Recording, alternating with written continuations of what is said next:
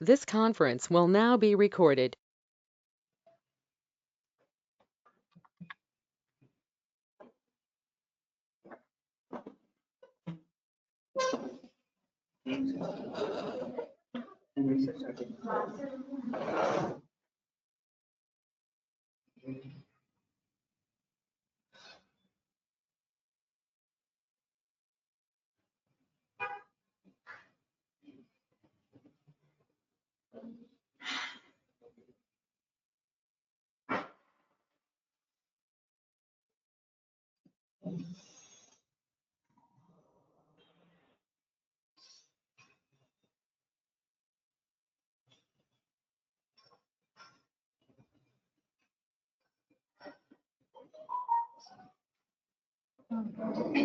Good morning, everyone.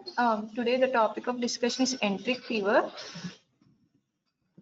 So the enteric fever is a type of bacterial infection. It is we know very well about it. It's called as typhoid, and it's the causative agent is the Salmonella typhi and Salmonella paratyphi A, B, C. Okay. Um, so this is the Salmonella typhi is a gram-negative non-spore forming, and it is a facultative anaerobic. What is facultative anaerobic? That means it is aerobic, but it can survive on the anaerobic metabolism if the need arises. So it is a kind of type of bacilli. Uh,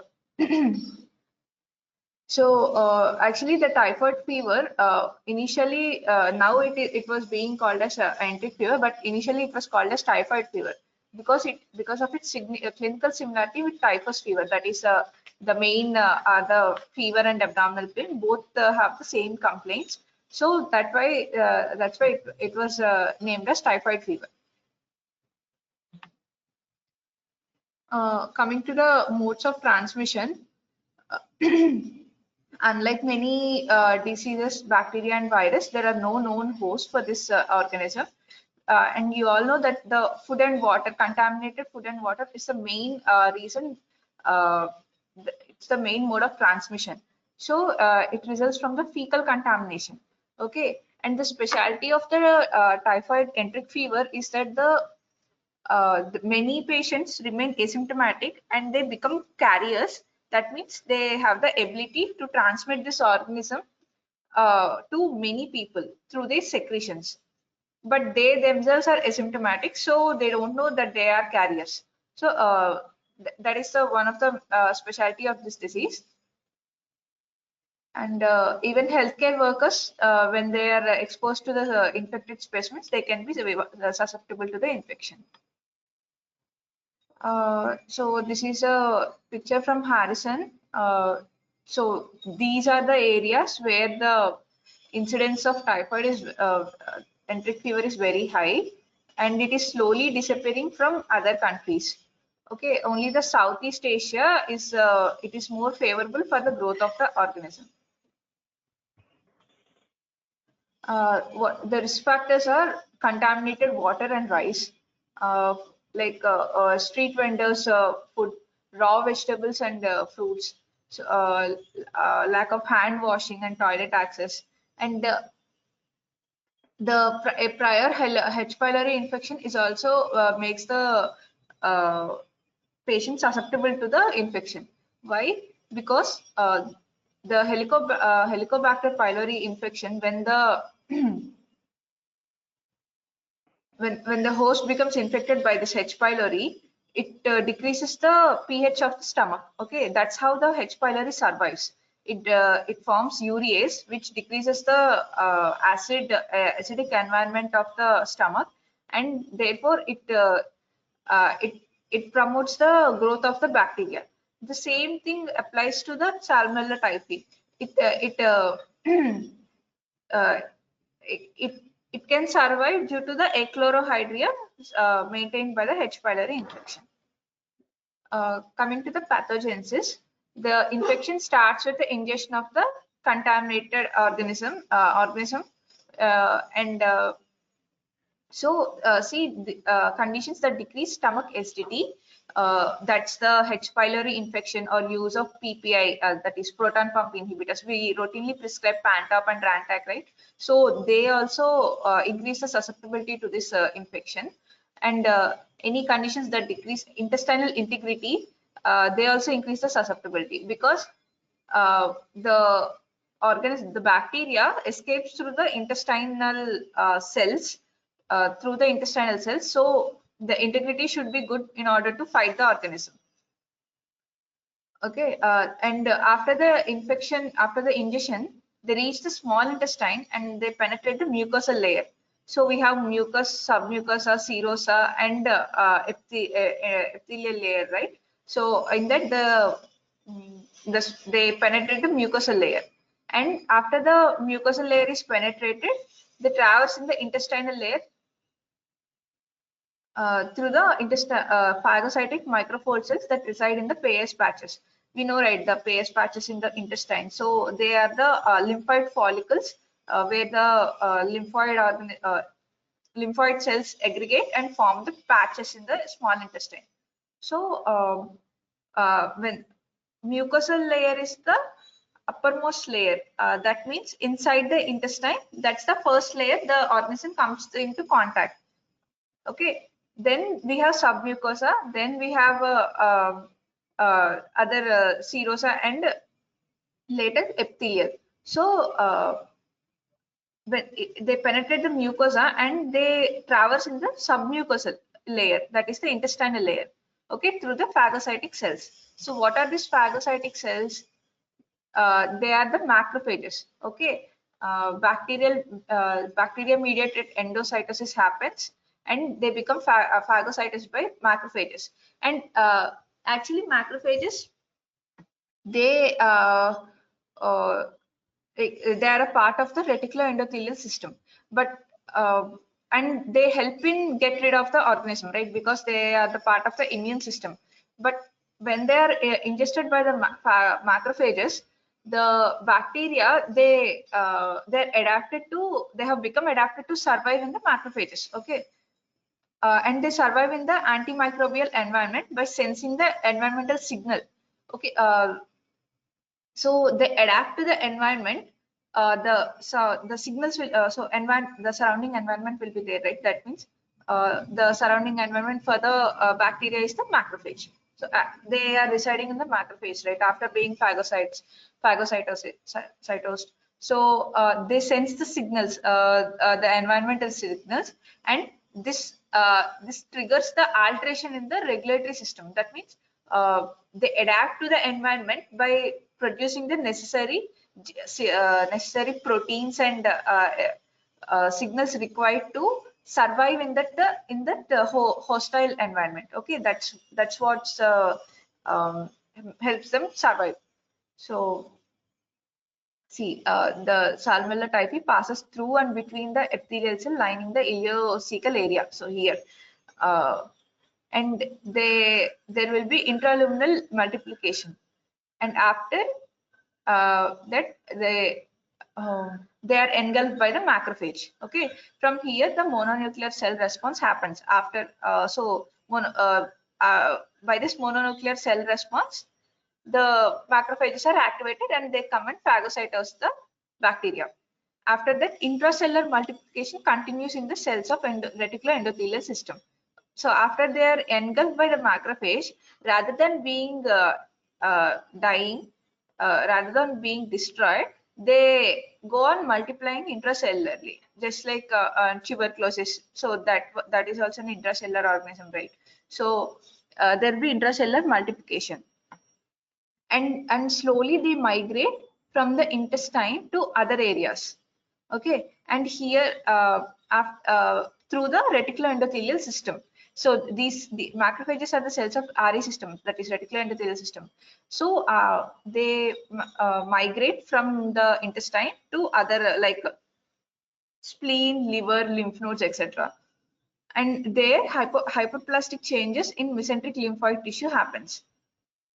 Okay, so all this happens in the lymphoid tissue, that is the Peyer's patches. So we have already discussed the Peyer's patches. So that's where they go, and they cause necrosis, hemorrhage, and perforation of intestinal wall. Later, they re-enter the bowel and through the liver to gallbladder to intestine. So liver is a part of reticuloendothelial system. So they migrate to there through the RE system, and again they go to gallbladder and then to intestine. So that's why this gallbladder is one of the important reason the patients, some of the patient becomes asymptomatic carriers, because they reside in the gallbladder and occasionally secrete, they are excreted it through the intestine, but they do not cause any type of symptoms. Okay, the phagocytous bacteria disseminate throughout the body through macrophages via lymphatics and endothelial system, that is the liver, spleen, lymph node, and bone marrow. Signs and symptoms, how appear because of the secretion of cytokines by macrophages in response to the bacterial products. So so these bacteria, when they enter the macrophages, they trigger the secretion of cytokines by the macrophages. Okay, they recognize the bacterial products, and we have the innate immune system, right? So those our immune system recognizes that a foreign particle, that especially bacteria, has entered the cell. So we have to secrete something to make the bacteria go away. So that's why they secrete the cytokines. Okay.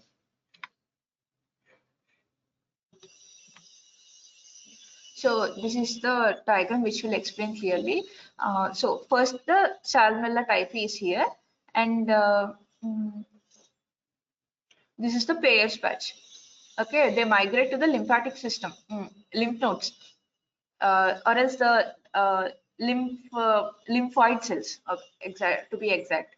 So they migrate to the lymphoid cells, and there they enter the macrophage here. So this bacteria enters the macrophage, and later they migrate to the mesenteric lymph node. So we have lymph nodes in the mesentery as well. So that's a part of the lymphatic system. From the lymphatic system, they go into the blood. Okay, and through the blood, they also again migrate to the RE system only, because these are macrophages, right? So they go from one lymphatic system to the one lymphatic organ to the another. First lymph nodes, they go through, and thereafter spleen, next liver, and so spleen is affected when the organism enters liver. When these macrophages, they go into the gallbladder, and again they re-enter the GI tract. So that's what's important, and that's what's caused this phenomenon causes very very dangerous complications like perforation and GI bleeding. Okay, so these are the major two complications that you have to remember in Salmonella infection. And later they cause ulceration. So when these re-enter the GI tract, they cause Peyer's patch ulcers, and they invade the intestine. Okay, so this is the second exposure. So this is the mechanism. Just remember this one diagram, it's enough. Okay, for your level, this one is enough.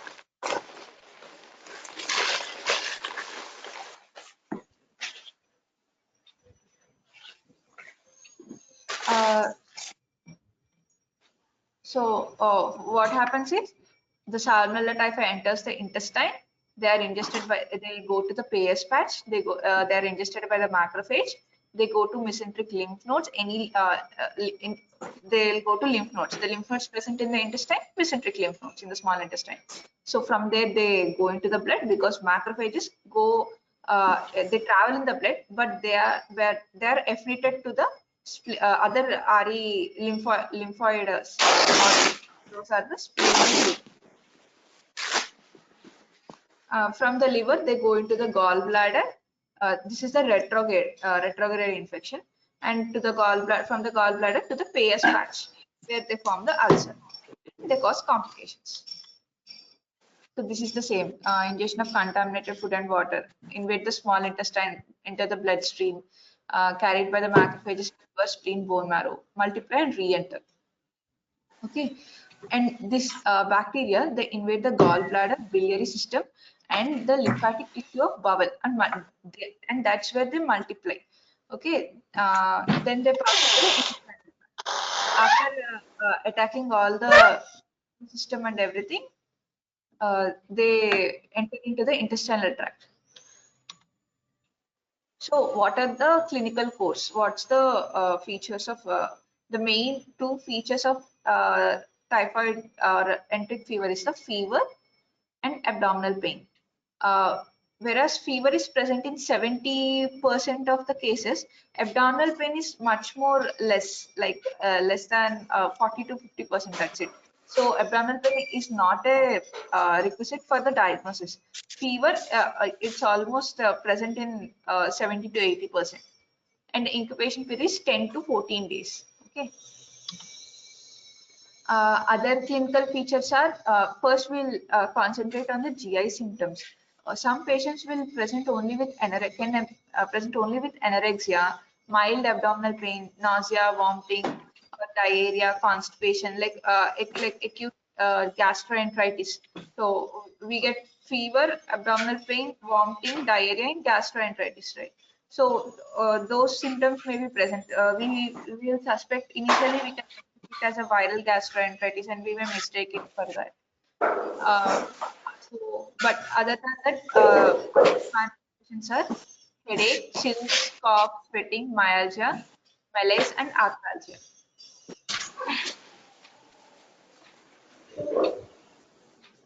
So when we, after the history, we come to the physical findings. These are the coated tank. This is a very important findings for coated tank. That means almost 50% of the patients will have a white coated tongue. So that's an important finding you have to remember. And then rose spots. This is a very important finding. We'll come to it later. And hepatosplenomegaly, because the organism had gone from intestine to the liver and spleen.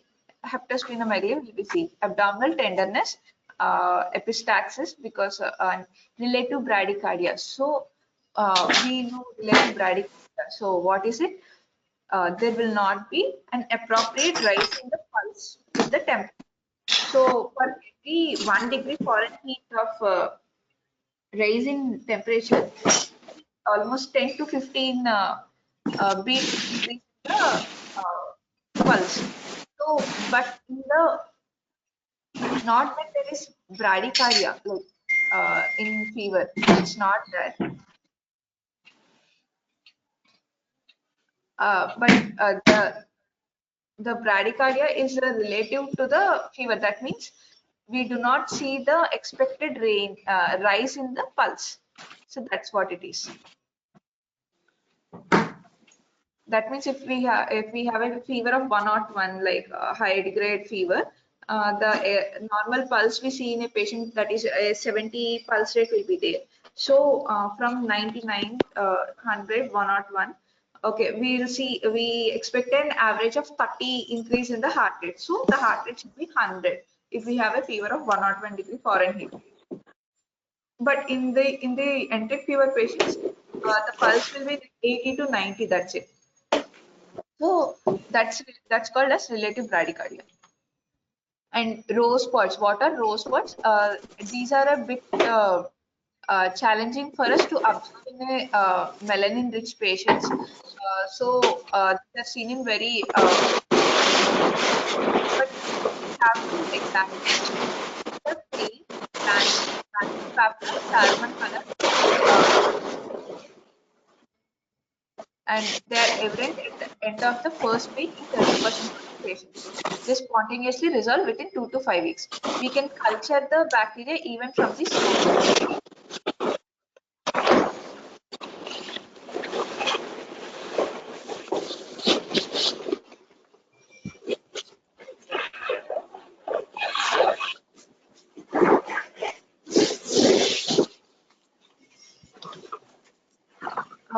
How will be the severity of this?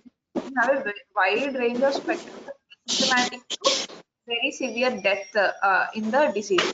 Okay, actually, typhoid fever has very high mortality if not treated. So, what decides the severity? Immunosuppression. If the patients are on immunosuppression, are infected with the HIV or anything, they'll have a much more severity. Antacid therapy. So antacids, they prevent uh, the acidic environment of the stomach prevents the growth of the organism. So any antacid therapy will uh, decrease that. If they have a history of previous exposure, the second time will be much more. And through vaccinations, we can decrease the severity of the disease. And if the strains will be we have different types of strains for each organism. So one strain will be much more dangerous than the other. So yes, we are seeing right now with COVID-19, right? And the choice of antibiotic therapy. So what are the complications? As we have discussed earlier, the major complications for fever we have to watch out for is the gastrointestinal bleeding, because we have those bleeding patches are bleeding, right? They become ulcerated and start to bleed. Due to the effect of the organism into the cell intestinal layers, perforation may occur. So they happen in untreated patients, mostly in the third and fourth week of life, of hyperplasia, ulceration, and necrosis of ileocecal Peyer's patch. So that's where the ulceration happens, and that too at the initial site of the salmonella infiltration. That's where it is most vulnerable.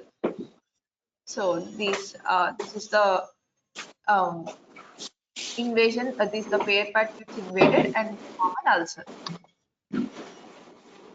The entry fever also cause very rare complications. Like almost every system will be involved. That too uh, in the gastrointestinal tract. So it can cause pancreatitis, because how we can remember is liver is involved, right? And it affects the biliary system. That way, it can also ascend to the pancreatic duct and infect the pancreas. So it can cause pancreatitis. Hepatic and splenic abscess are the first two organs that are involved. So the abscess can be formed. It can also go into the heart and affect the three layers, that is myocarditis, endocarditis, and pericarditis. It can be glomerular nephritis and pilar nephritis, hemolytic uremic syndrome, and parotitis, that is the salivary gland, that can also be affected, osteomyelitis and arthritis. Where we'll see any salmonella typhi osteomyelitis, it's seen in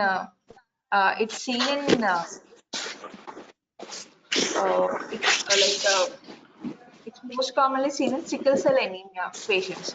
So when they have osteomyelitis, the most common organism we have to suspect is the Salmonella typhi, and it can also cause arthritis. So it can also affect the brain. Okay, these neurological manifestations, I mean, it's no way in related to the course of the organism, right? We have seen the course of the patient organism, but instead of just the reticuloendothelial system and the gastrointestinal tract, many other systems are involved, like heart, kidney, bones. Okay, bones, because it enters it's a part of the reticular endothelial system. Bone marrow is affected. But why is the joints and neurological system is involved? Because the organism releases toxins which affects these systems. Okay, so the neurological manifestations are meningitis, neuritis, Guillain-Barré syndrome. So one of the rare cause you have to remember, and coma, vigil, or muttering delirium. So this is a very fancy type of question. So where do we see coma, vigil means in the typhoid? That means the patient uh, they just keep on staring without any movement. So these two are contradictory words. That means the patient is as if they are in coma. They do not react or anything, but they just keep on staring and they keep on muttering, and that's why it's called as coma vigil or muttering delirium. The patient will not move, but they will just keep staring and murmuring.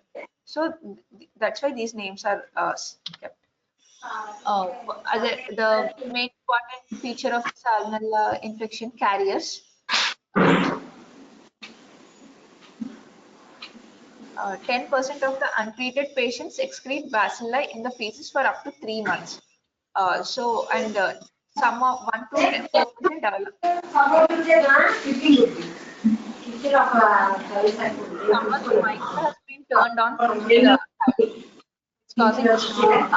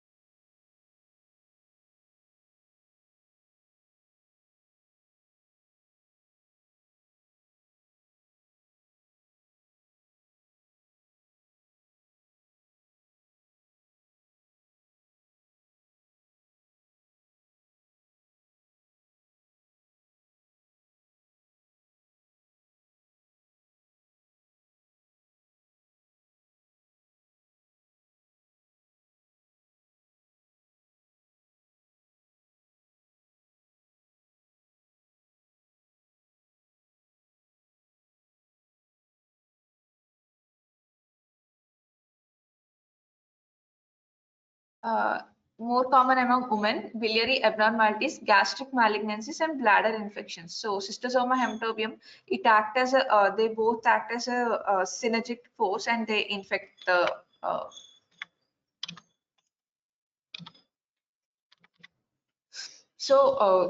Carriers, they excrete to the feces and urine. That's what you have to remember through the biliary tract. There is this typhoid Mary, right? The Mary Malone, who was a cook in the New York City. She infected many patients without knowing herself.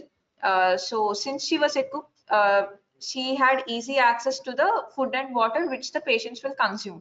So the bacteria might have been present in her hands and infected the all the patients. So 49 people were infected, of which 3 are died. She was quarantined thrice and her stool specimens released Salmonella typhi. So it is a dangerous disease if not detected and not treated. So how do we diagnose? Okay. So the definitive diagnosis will happen, like we can label it the enteric fever only when we can culture the Salmonella typhi or paratyphi from these spots. Like these are the blood, bone marrow, rose spots, stools, intestinal secretions, urine even, and other sterile sites, and we have a leukopenia and neutropenia. Okay, so the blood, since the organism enters the again we have to go back to the pathology for this, because the organism, it first enters the intestine, right, and it invades the intestinal layer, and later it goes into the blood through the macrophages. So in the first week of the infection, the organism will be present in the blood. Later it infects the bone marrow, because it is a part of the reticuloendothelial system, and bone marrow is much more accessible than liver or spleen. We can do a bone marrow biopsy, so that's why we have to do the bone marrow, and the yield is actually very high. It gives a yield of 50 to 90%. Later the organism re-enters the intestine. Okay, then re-enters the intestine, then it goes into the stool.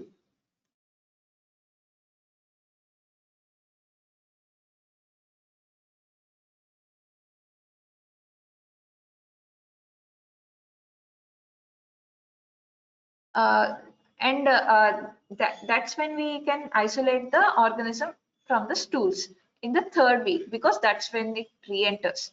And later the intestinal secretions, these like we pass a thread is passed from the mouth into the intestine until up to the intestine, and the secretions which get attached to the thread will be cultured, and that's how we do the intestinal secretions. We can even use urine culture that comes positive in the second week.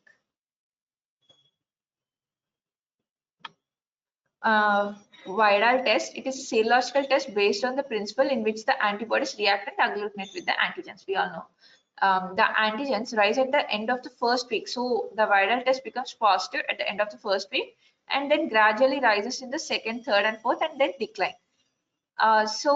Okay, of all the important points in this presentation in this class, the one thing you have to remember is that the only thing you have to remember, like for life, is that WIDAL test is not diagnostic for Salmonella typhi infection, enteric fever or typhoid fever. Okay, we get many fever cases which are labeled as typhoid just because the WIDAL titers are raised. Okay, that's not the criteria. It's not even sensitive. It's not even specific. It's nothing. It's got nothing to do with the, like, it may become positive, but we have to remember is the rising titer is not diagnostic. Okay, we get a titers like 1:80, 1:160, 1:320. The normal are 1:20. A small rise in the titers, like it's not significant. Okay, I'm repeatedly saying this. A titer of 1:80, 1:160 is not diagnostic of typhoid fever. Please don't do that mistake when you enter house agency. Every fever patient will be done with a test of viral fever, especially by the quacks in the uh, or the so-called RMPs.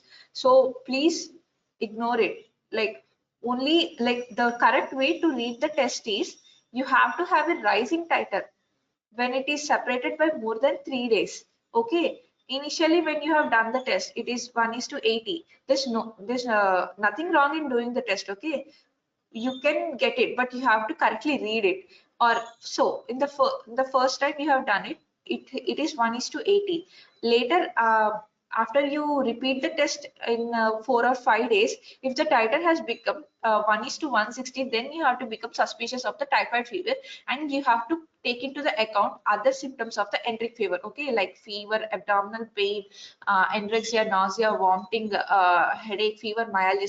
Like, it can be similar to a viral disease, but you have to look out for the coated tongue, for hepatomegaly, splenomegaly, any abdominal tenderness, rose spots. Okay, so a diagnosis of typhoid fever encompasses all these, and a history of eating outside food, any contact of typhoid fever, enteric fever patient, and then only you have to label it as enteric fever. Just because the viral titer is we have a raised titer does not mean that the patient is a patient of enteric fever. Okay, so it has many false positive and false negatives. It's not diagnostic.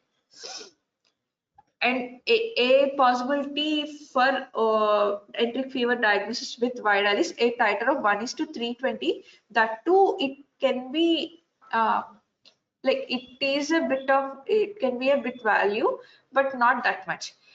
And why we don't take into account is the viral becomes positive in many other fevers, like a viral fever, even COVID-19. Many patients come with a titer of 1:80. Okay, so other rickettsial fevers, uh, all these fevers can contribute to the rise in the viral titers. Please remember this. This is the most important point in this whole presentation. And PCR and DNA probe assays, they have been identified, but they're not using now. Treatment. So we have to administer antibiotics because it is a bacterial infection. And why we have to immediately give it? Because it has a complications like intestinal bleeding and uh, intestinal bleeding and perforation. So uncomplicated enteric fever can be managed with oral antibiotics and antibiotics. But with persistent vomiting, diarrhea, and abdominal distension, they should be immediately hospitalized.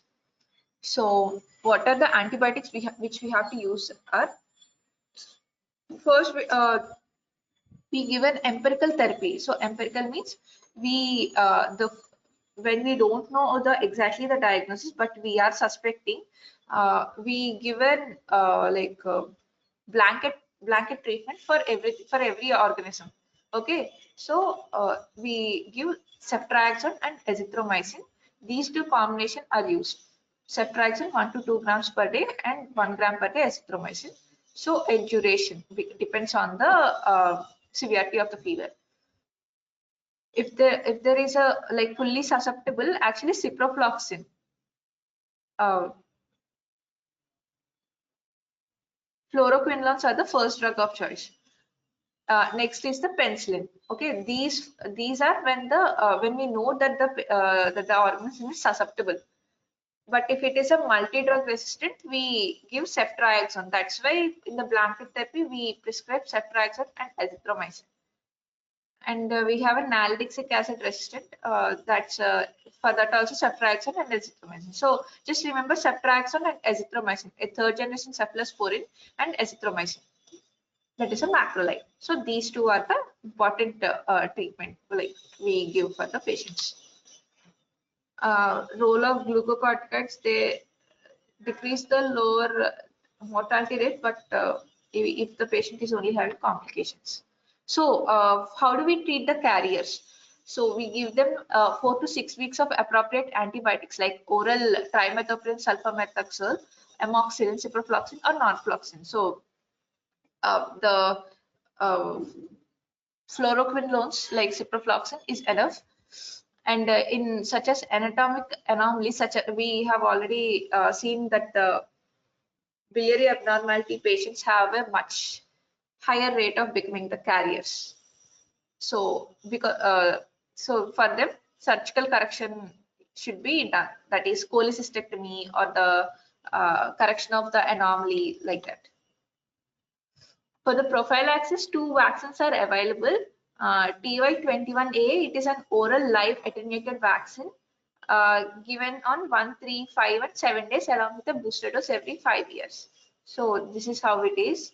It is a tablet form, and we give it on 1, 3, 5, and 7 days. Okay.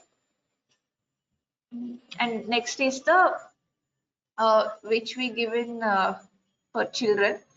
VICPS, a parenteral vaccine consisting of purified Y polysaccharide given in one dose with just a booster every second year. That's it. So how do we prevent? We all know it. Since it spreads by the fecal-oral route, proper hand washing and